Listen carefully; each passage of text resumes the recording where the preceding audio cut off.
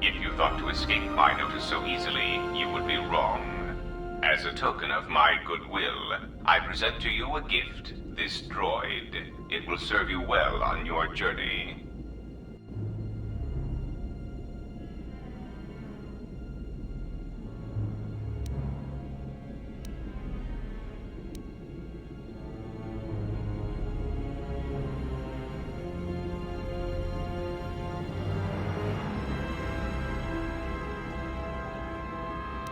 As I indicated, this unit will remain with you and guard you. It will also serve as an effective voice for my orders during your journey. I cannot harm you. You are the key to saving the Republic. Pray that you do not prove yourself otherwise.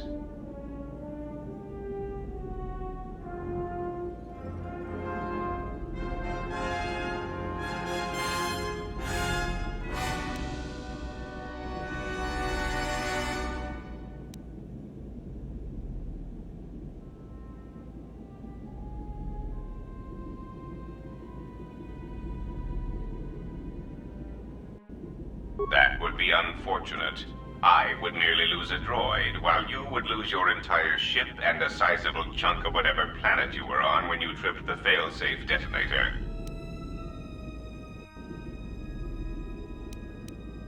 Oh yes, I excel at that. Regardless, testing it would benefit neither of us, I assure you. Do not be concerned. The detonator is primed only when the droid's behavior core is tampered with. If we enter combat, such actions will not trigger an explosion. As much as I need you, you will find you will need me as well, and this droid will prove useful on your journey.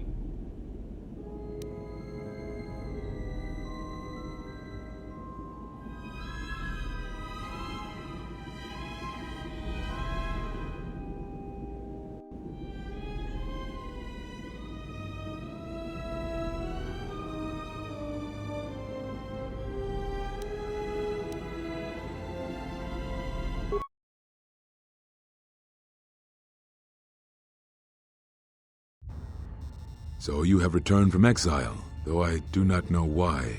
You were always difficult to read, when you were tied to the Force, and even more when it was lost to you. But I can sense the death of others upon your hands. I know how this will end. But I will answer your questions, if only for some measure of peace. In exchange, I wish only the answer to one. Why have you done this to the Jedi? Was it revenge or something more?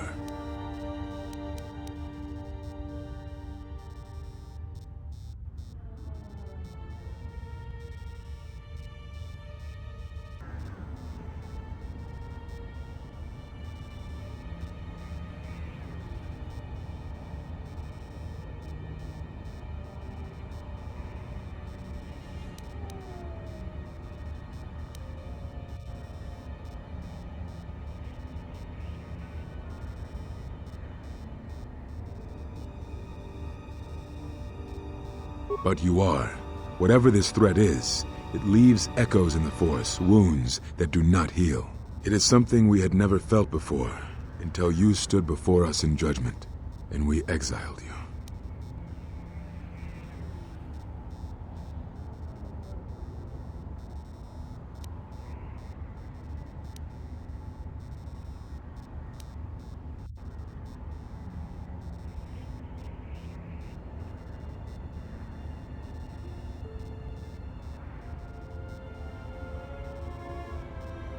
Yes, whatever was killing the Jedi, it was something tied to you, something you had experienced and had survived. Some of us sought to understand you, to find you. It seems we succeeded, even though we thought you were lost to us. Now, as we hoped, you have returned, and you know nothing that could help us. Such irony.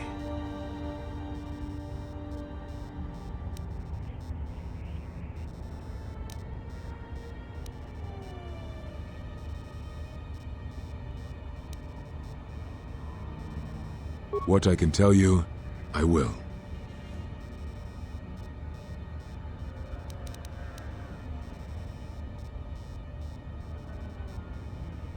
Ah, so the records of your trial were found.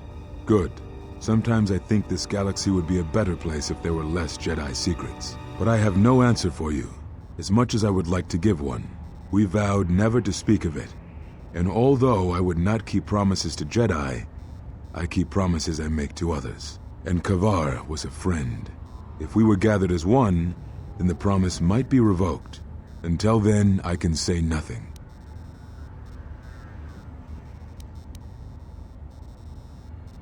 Very well.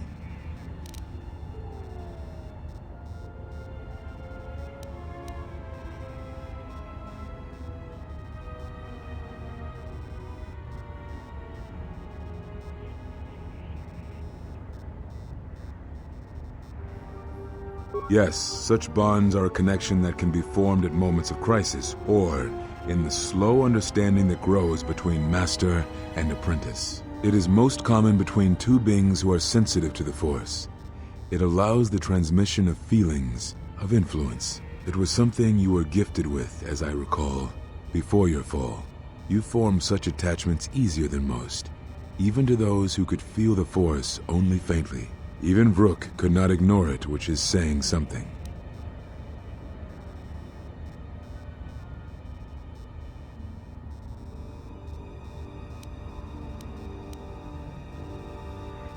I do not know. A bond between two living beings is not something easily broken. It is not a choice.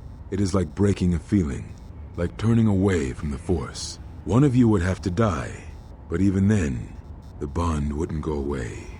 It would simply be empty. A wound.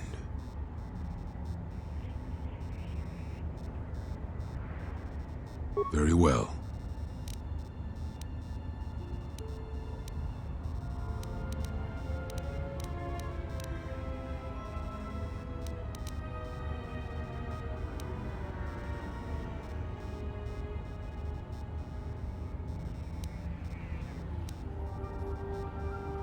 Is that what you think?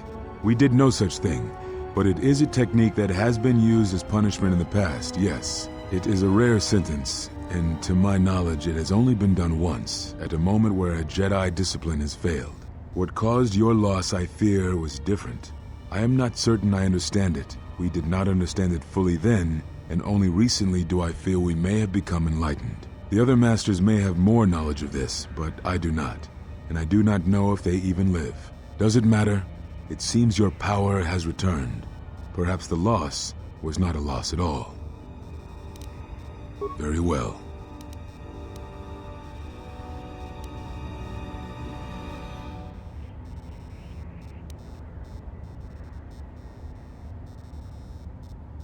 We told you it was because you followed Revan to war, but you ask because you are not certain of that answer, nor were we. The day we cast you out, that is the moment I decided to leave the Order, because I do not believe we truly faced the reasons you were exiled, and if we do not examine such truths, then we are already lost. I think it was because we were afraid. It is a difficult thing to live one's life with the Force. To see a vision of what it would be like to be severed from it, it is more frightening than you know.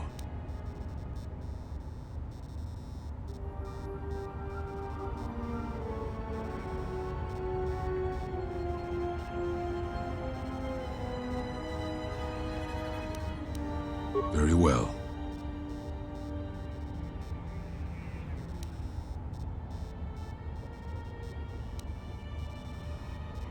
They have scattered, but there is purpose in their movements. It is both to hunt and draw out our enemies. Somehow, we, are being targeted through the Force, and when Jedi gather, we are vulnerable. So we have chosen places where it is difficult to sense others through the Force, whether on planets dense with life, or touched by war. In such places, we may conceal ourselves, gather information, without presenting ourselves as targets. It was part of KotOR's plan. Yes, he felt if our enemy cannot detect us, then perhaps they would believe themselves victorious and show themselves. And we knew that the war would be lost if we continued to act as we had.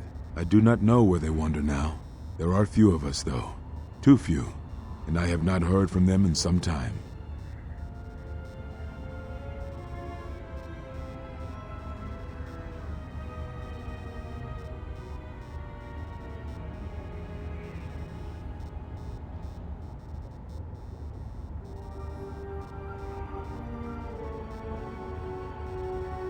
Rook still lives? I had not felt his presence for some time.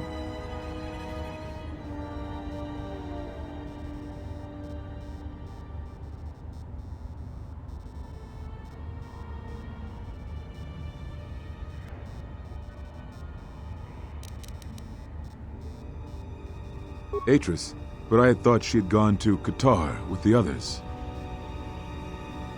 Yes, she holds the last of the Jedi teachings. It is good she survived. I had not finished my investigations here, and I did not wish to reveal myself. There was nothing I could do.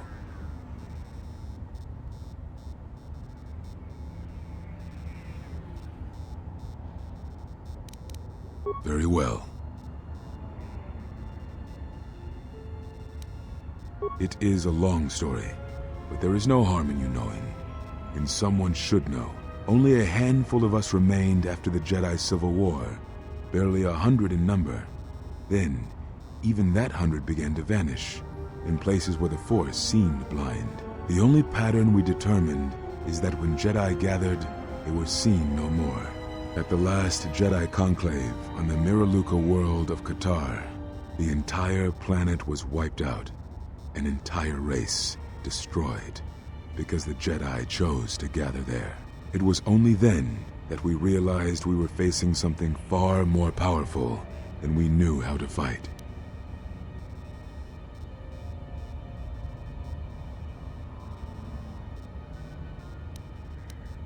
We could not allow the fact that when we gathered, we placed everything around us at risk. A Jedi's life is sacrifice, but we cannot allow our presence or actions to endanger others. And we cannot fight an enemy that will not reveal itself. But any Jedi, anyone who is strong in the Force, who attempted to track down such a threat, vanished without a trace.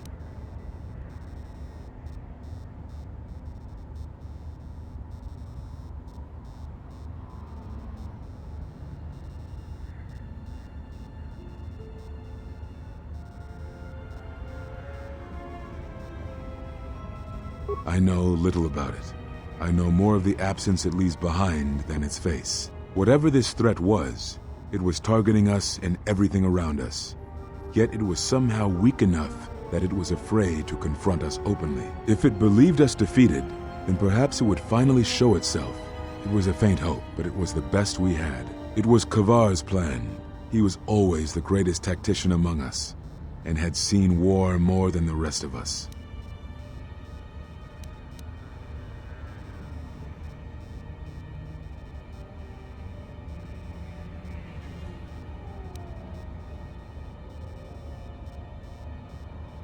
Very well.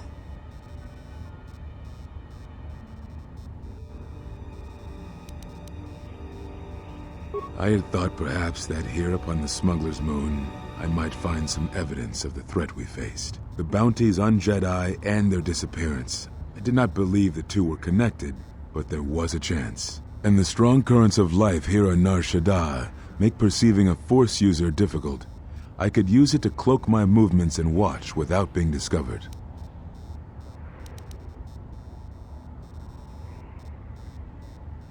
No, you are right. That is not the whole truth. It is difficult to detect a Force user on Nar Shaddaa, and I knew it. This threat we face, it leaves wounds in the Force when it strikes. It leaves nothing.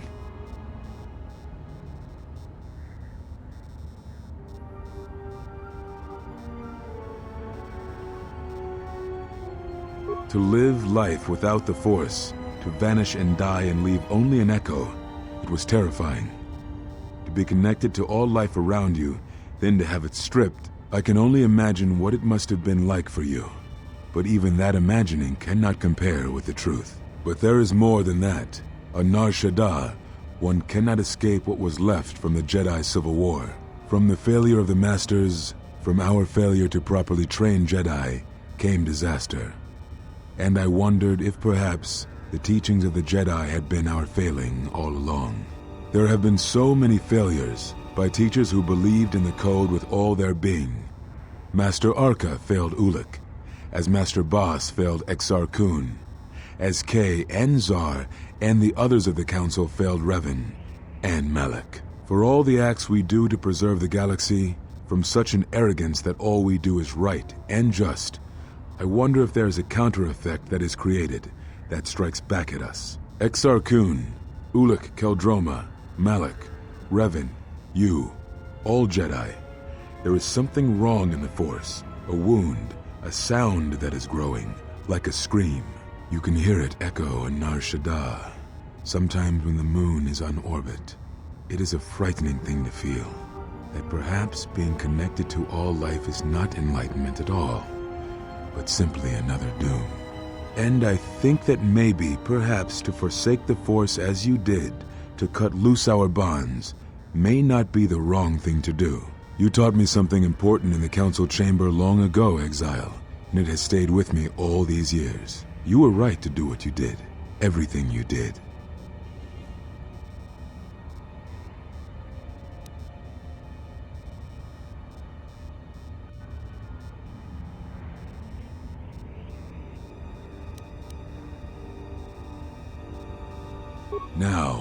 Now I must take up the role I was ready to cast aside. This threat has finally revealed itself, and we Jedi will need to stand together. I did not speak fully of what I have felt. Staying on Nar Shaddaa, it is an exile of sorts, one that I have chosen. I, too, lost a Padawan on Malachor, not to the battle, but to the alternative, to the teachings that Revan brought from the unknown regions. And I was not the only Jedi Master to watch a student turn on them.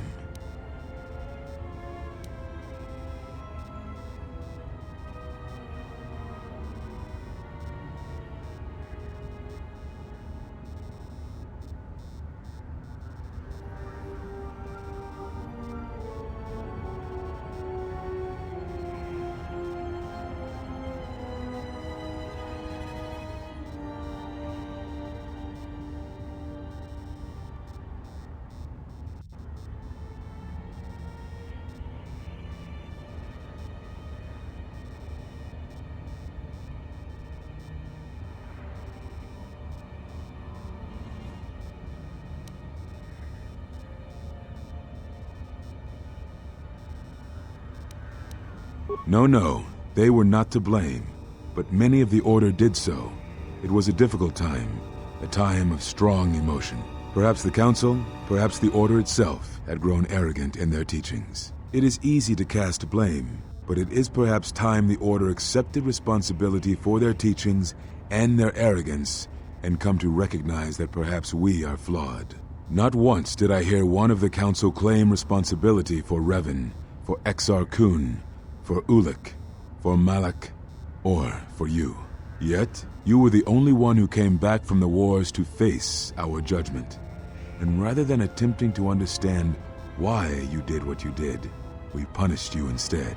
Our one chance to see where we had gone wrong, and we cast it aside. And now, that decision has come back to us and may carry with it our destruction. Perhaps there is something wrong in us and our teachings, and though I tried, I could not cause that thought to leave me, so I left the Council. And I was not the only one. That is why many scattered, and why many in the Republic do not trust us, and why we do not trust ourselves. Make no mistake, I am no Jedi. This is the end, you see. After this, there will be nothing, and I think it will be for the best. Do you wish to do battle now? I have nothing more to say.